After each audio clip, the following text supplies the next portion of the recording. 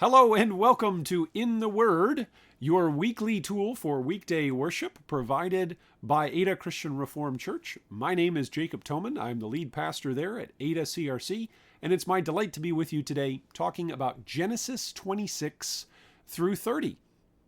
The apple doesn't fall far from the tree is a phrase we often use to acknowledge similarities between generations.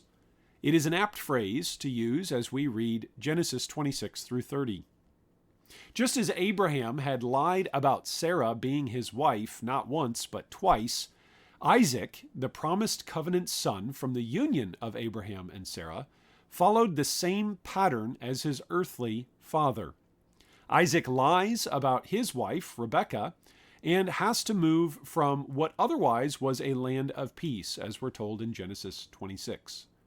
The pattern of deceit in the family seems to persist from one generation to the next like a plague. Abraham lied, Isaac lied, and Jacob stole from and lied, deceiving his own brother and father, as we're told in Genesis 27. Many read Genesis and claim that it is too ancient, too primordial, too different for us to really relate to.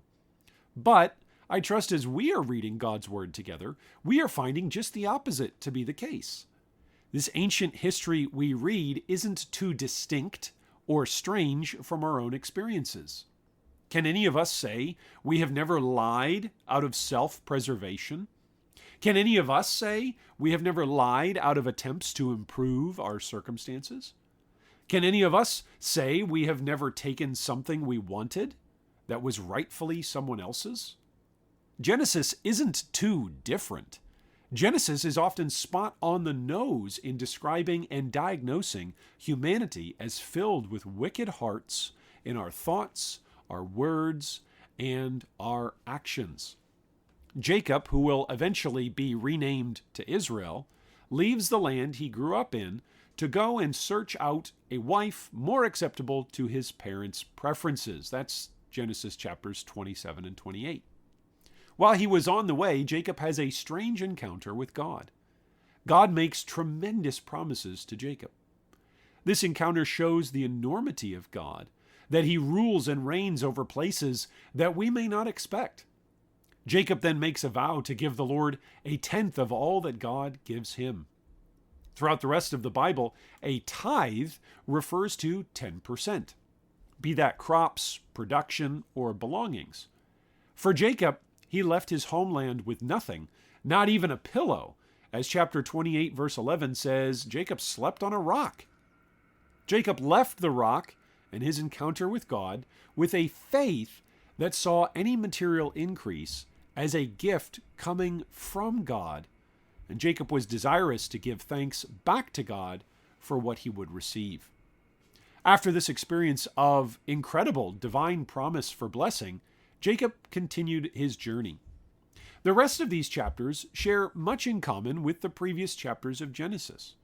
We read more about lies as Laban plays wedding switcheroo with his daughters, and we read about Jacob's new approach to life with a diligent, hardworking attitude that looks and leans on the promised blessing of God for granting children and a growing family through his two wives, Rachel and Leah.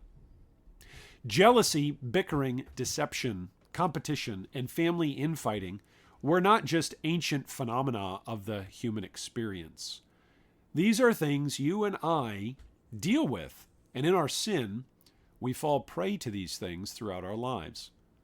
The good news of God's grace is that despite our sin, God is able and desirous to save us, make us new, and add us into his family of faith. Through faith in Jesus Christ, we have a victory that overcomes sin and guides us to live with thanks for the blessings, both materially and spiritually, God bountifully gives to us. Thanks for joining us again this week. We'll catch you next week. If you have any questions about anything that we're reading about together here in the Bible, you can always send me an email, pastorjacob@adacrc.org. Thanks again for joining us, and we'll see you next time.